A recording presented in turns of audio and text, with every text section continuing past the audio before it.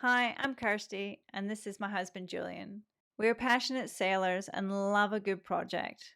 Over 6 months ago, we bought our new project boat, a Zeston 40. Through juggling home life and bringing up a 2-year-old, follow our journey as we refit the Zeston 40 in our aims to sail around Australia.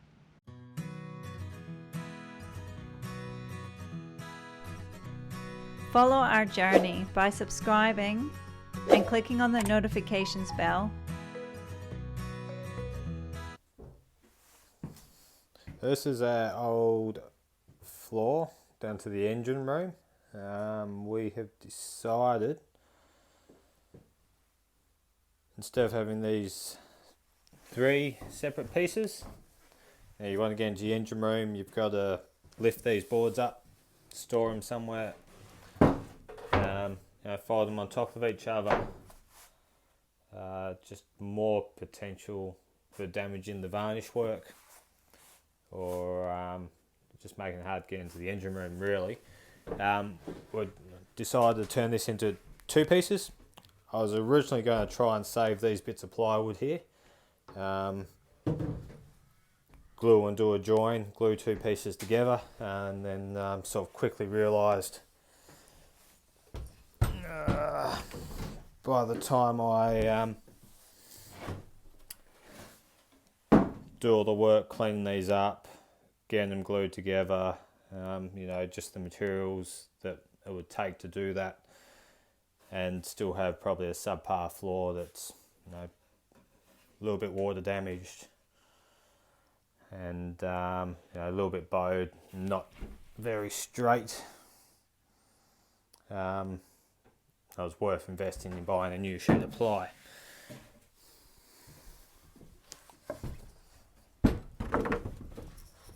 That is the 3rd piece. I'll pull him out.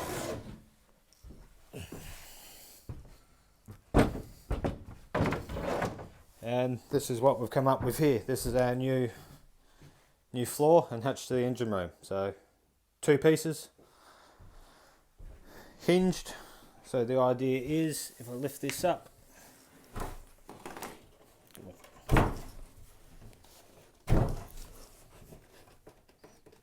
if I can, so this one hinges up. Can hinge up. We'll probably eventually put a gas strut on this one. It gives you good access down into the engine room. Don't have to worry storing the floor hatches. And you would have seen in the previous video the start of me gluing and glassing these stiffeners on. See there's an aluminium sort of frame going through there that the floor sat on. There was another one of them. You can see the holes where it used to be that ran through here to support, because the floor is in 3 pieces. I've removed that, which gives us more access into the engine room, and with this bit of ply turning into such a big piece, I've just given it a little bit of help with using some of the offcuts of plywood, gluing and glassing on the underside just to add a little bit of extra stiffness and help hold it straight. Potentially could have just glued these on here and not glassed them, but experience tells me that you get a big lad or someone jumping on this floor, just being glued and coved gives it the potential to crack, I guess, and break, where with that being glass now, that's tremendously strong, and could quite comfortably have a dance party on top of this floor panel with a couple of big people, and you're not going to break or crack the glue. Pretty simple what we've done there. I think it makes a big difference. It's going to make it a little bit easier too when we eventually put the cork through, not having to do that extra join and make sure our all our gaps and edging is nice and neat. Just simplifies things again. and makes it easy getting to the engine. We will, this side over here, eventually will get screwed down in a few various places, so that becomes fixed. And then this side here will have a catch, which I'll put in at a later date to hold this floor down, stop any vibration. And then eventually when the engine room gets soundproofed and insulated out, help hold the floor down and keep the noise at bay.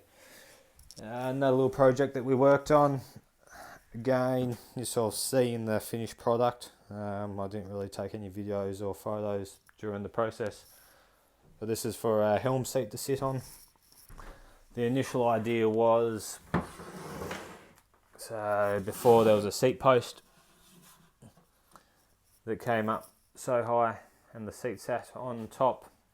The idea behind this was that we could sit the seat on top of this, I suppose you'd call it a shelf, and then that gives you this seat back as like a full bunk if you wanted to lay down and have a nap. And the idea was you could get your feet in underneath here.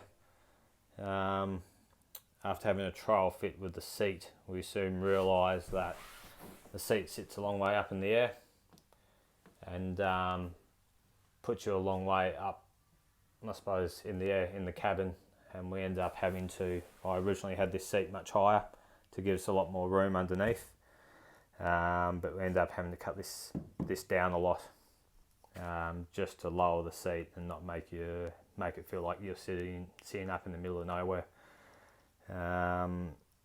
Still sort of going to work at very least, you know, it gives us good storage to be able to put books or laptop or you know, just throw things in a hurry if you're leaving in Anchorage, and they shouldn't be able to slide around and move anywhere. So a bit of a compromise. Yeah, didn't really accomplish what we're hoping to when we first started that little modification, but yeah, it's still semi going to serve a purpose. Coming back down here, we installed our new little hatches. We're lucky with these hatches. They semi-matched up with the size of my old ones. Didn't really have to modify or change much. It was more pull the old hatches out, block up some old holes, fit and drill new holes, silicone, and screw the hatches down. We've used silicone for the hatches just for the fact that, you know, if you ever need to get a hatch out for any reason, if you use Sikaflex, it can be really hard to get things apart without wrecking things, I guess. Now, moving on to the floors. Oh, and also, Kirsty's been in here busy pulling lining off, and left the lovely task of pulling all the old foam backing off to me. We've got this room semi sorted out. Have also painted this panel. That used to be just timber. Sort of cheated. If you remember, all the other panels we spray painted, used a spray gun. This panel I have been lazy and just rolled the paint. Haven't tipped it off with a brush or anything. Yeah, it looks a little bit untidy compared to everything else, but for the most part, when you take a little step back, I think it looks fine. If you look really closely there, you'll sort of see the orange peel and how the paint's laid down.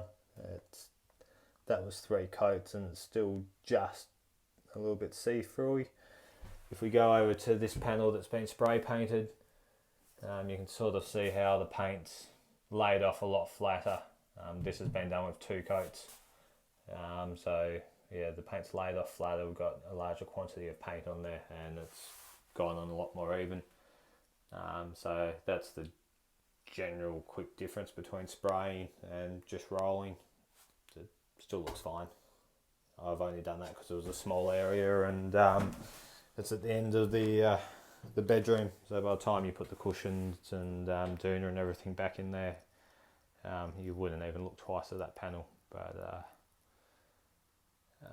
I think even in its rough state it looks better than when it was timber. What else have we been up to? We've started making patterns for the floors. We'll use these patterns to cut out the cork for the flooring. And all we've done for these panels is basically run up a heap of 3mm MDF into strips. Brought a big stack up into the boat, battery powered jigsaw, and see where I've been lazy and just broken or snapped off by hand as well. And hot glue gun to hot glued all these bits together to make a pattern. So the idea is I should be able to pull this out, trace around it, cut out the floor, or cut out the floor in the cork, and it should give us a relatively accurate pattern, instead of having to worry about measuring and cutting on site. I should be able to do most things off the boat on a nice flat table. I'll probably just use a Stanley knife to cut the cork, and then we can bring it up, have a trial fit, glue it down and tidy up the edges later on. Here's the front bedroom where we've finished cleaning up all the old foam backing off the headliner and all the loose contact adhesive. Clean most of that up with a grinder with a wire wheel, and then sort of a bit of scraping and going a little bit easier around the edges. It's a little bit rough and ready. It's not perfect, but by the time the new lining goes in, I think big picture it's going to look half okay.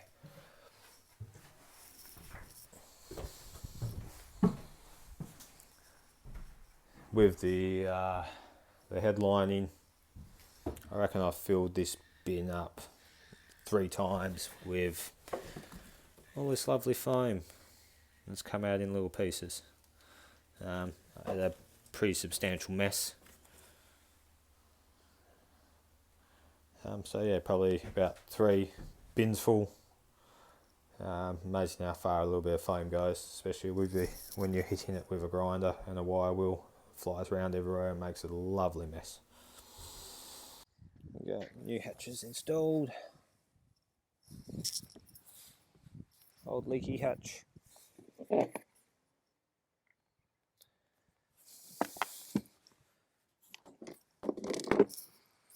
We could have refurbed and reused these hatches.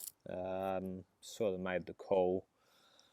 The amount of time I'd invest in rebuilding these hatches, putting new perspex in, cleaning everything up, probably painting them to make them look nice, and refitting. It was probably more cost effective just to buy new hatches. New hatches, we know they're not going to leak. They look nice, and just saved on time, which I seem to be lacking at the moment. What else has happened? Cap and rail here. Basically, with some reclaimed timber, thickened up the edge of the gunnel or capping rail. Would have been nice in an ideal world to do a teak capping rail, but teak's not that cheap, and by the time you go down both sides and across the stern, it's almost 90 feet worth of teak that needs to be cut and fitted to the top. Other than being time consuming, this was a cheap option for us. So we've thickened this edge up, glued a timber wedge in here. We'll give all this a grind up. This will get glassed on to give it some impact strength. Let's face it, I'm not that good at driving boats, so I probably will have 1 or 2 little bingles parking. And then eventually this will get a little stainless rub strip screwed onto this little flat edge here. I think it's going to look quite good, and keep the boat still looking modern. And probably a good compromise for us. So across the transom there too, we're just thickening up the edge. We'll try and finish that off more or less before we start cutting any doorways or anything in the transom. Just trying to square off a couple of jobs and make it feel like we're moving forwards instead of backwards.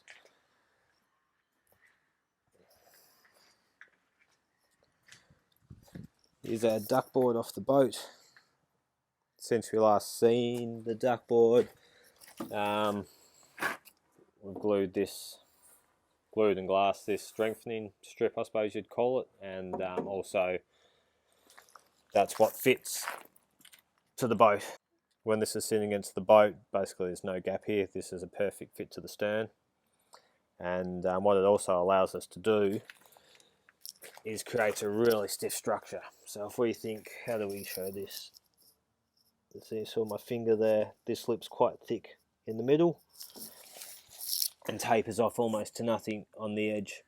And in this structure here, this has all been glass. There's a lot of unidirectional glass running the full length of the duckboard. Now for this duckboard to bend, it's either got to compress or stretch this. I suppose you'd almost call it a beam through here. So yeah, the duckboard's pretty stiff now. It gives you something to be able to hold on to as well if you're in the water or trying to climb up onto the duckboard.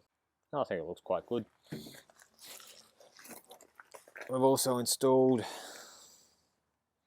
these little pins, which is what our the rope or the stays that are going to hold the duckboard in place will go onto.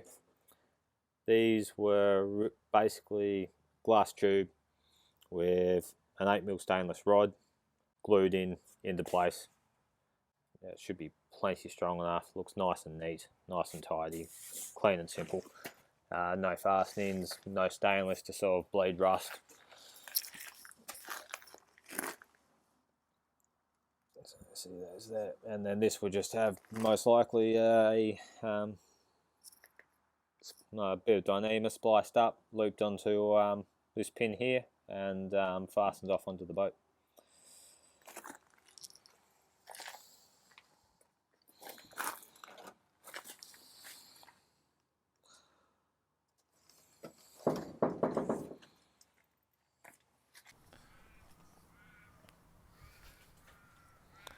Here's a cork with one of the patterns I've made.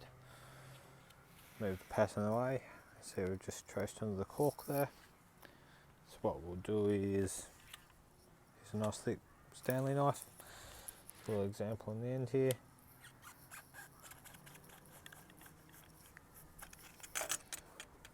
Cork looks like it's going to cut quite well. We'll start down that path anyway and see how it works out.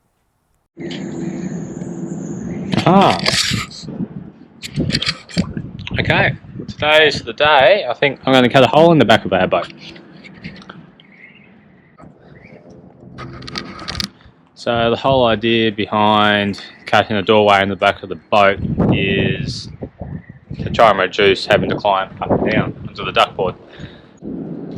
Yeah.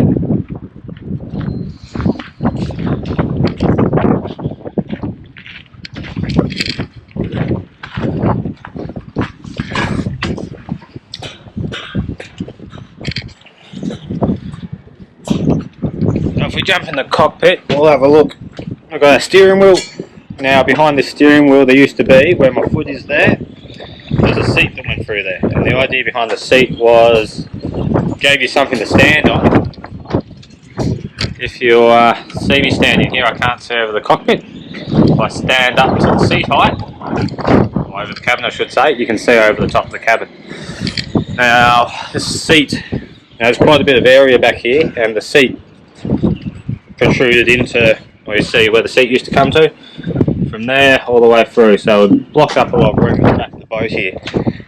So we are planning on, if I just position myself where this locker is, I'm going to fill this hole in all through here, and then on this side, which is also the gear lever side, we're going to do a cutout to the back of the boat and the door. And what that will allow us to do is, once the duckboard's down, open the door, be a step up and then a step down to the duckboard instead of having to climb all the way up to deck level and then down a ladder. It's also going to double as this height here where my foot is again. Means we can stand on there. If I turn around, I'll just stand at the same height. Means I can stand on there, can see over the top of the cabin, so we can see where we're driving. And it's also on the gear lever side, so it means when we're parking the boat, can stand up to have good view forward, and then can also stand down.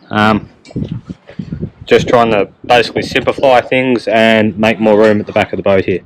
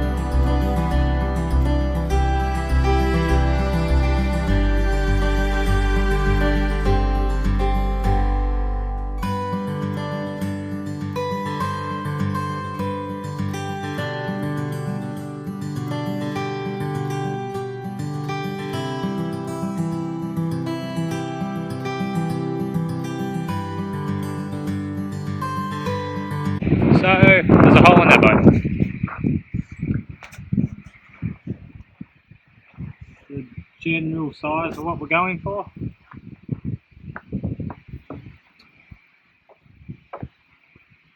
I've measured that many times and the measurements of what looks right weren't quite lining up, but you want to bit the bullet and just cut the hole. I've got sick of measuring and second guessing myself, and I think it's going to be alright. I've cut up some old fiberglass bits to fill in the hole there. As we tapered the edges down, hot glue gunned everything in place, and then glued and glassed all in one hit. Once that's dry, we'll give that a grind off, fill in a bit of a fair, and we'll just slowly keep working around and piecing the puzzle together, blocking all the holes up.